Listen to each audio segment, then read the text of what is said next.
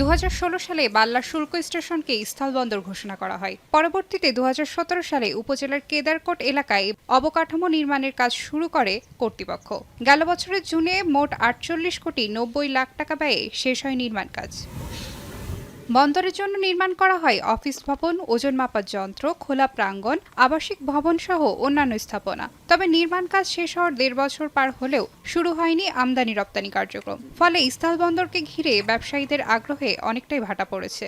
Enter Habiganj plus সিলেটবাসীর একটা স্বপ্ন ছিল যে এখানে ব্যবসা বাণিজ্য হবে। ইন্ডিয়ার অংশে কোনো এখন পর্যন্ত কাজের কোনো চালুই করে না এখন পর্যন্ত। হিলি বন্দর সহ বিভিন্ন বন্দর থেকে বিভিন্ন পণ্য আমাদের হবিগঞ্জে আসে। বাল্লা বন্দর দিয়ে যদি ঢুকে ভাড়াটা অনেক কম হবে।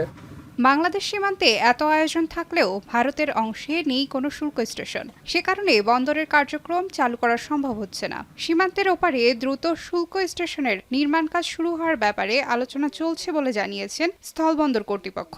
এই বিষয়ে হায়ার অথরিটি ইন্ডিয়ার সাথে বিভিন্নভাবে যোগাযোগ করার চেষ্টা করছে। কত তাড়াতাড়ি তারা নির্মাণ কমপ্লিট করতে পারবে, তাদের স্থাপনা যত তাড়াতাড়ি সম্ভব সমাধান করতে পারে, তত তাড়াতাড়ি আমরা আমদানি রপ্তানি শুরু করতে পারবো। ডেভেলপটা ওইভাবে হয় নাই, এখনও ট্রেড শুরু হয় নাই, এই বিষয়ে কথা হচ্ছে।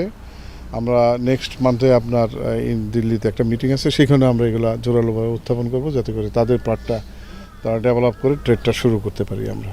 কৃষি, মৎস্য, গৃহস্থালী, সিরামিক, স্যানিটারি, প্রক্রিয়াজাত খাদ্য, নির্মাণ সামগ্রী সহ বিভিন্ন পণ্য রপ্তানি হবে বাল্লা স্থলবন্দর দিয়ে। সেই সাথে ভারতের 7টি রাজ্যে বাংলাদেশি পণ্যের বাজার সৃষ্টি হবে বলে আশাবাদী ব্যবসায়ী ও বন্দর সংশ্লিষ্টরা। এখন হবিগঞ্জ